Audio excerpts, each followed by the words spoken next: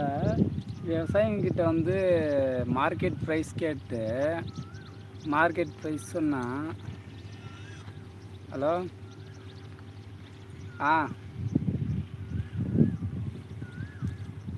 விவசாயிங்கிட்ட வந்து market price சொல்லி வாங்கினா வாங்க மாட்டேன்றாங்க.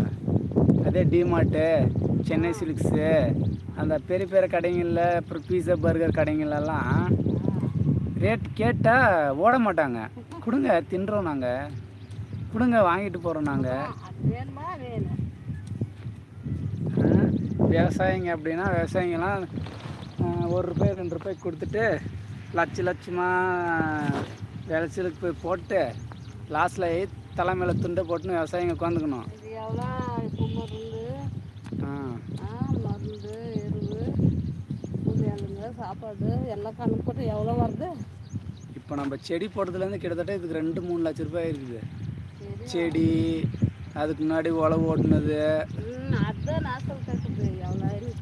மருந்து, இதெல்லாம் போக அறுத்து வண்டியில் பேக் வாங்கின்னு வந்து பேக்கில் வண்டி கட்டிட்டு அங்கே போய் விற்று இங்கே வந்து மறுபடியும் கூலி ஆளுங்களுக்கு காசு கொடுக்கறதுக்கு விவசாயிங்களுக்கு எங்கே போகிறது? ₹1 ₹2 விற்றுட்டு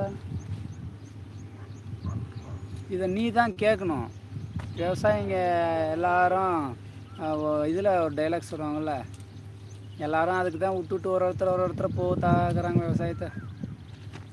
சாண பேர் பண்ணுறதில்ல. இப்போ தண்ணிக்குது இல்லை, அது இல்லாமல் இப்போ விவசாயத்தை விட்டுட்டு சாண பேர் போயிட்டாங்க. முன்னெல்லாம் ஒசூர் ஏரியா ஃபுல்லாக அதானே பண்ணியிருந்தாங்க.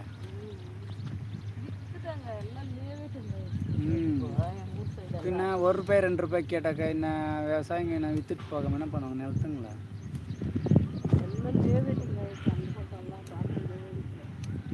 எல்லாம் இப்போ வீடுங்க கட்டிக்கின்னு இருக்கிறாங்க. இன்னும் ஒரு 4-5 வருஷம் போனாக்கா இருக்கிற விவசாயிங்களும் போயிட்டாங்கன்னா கவலையால.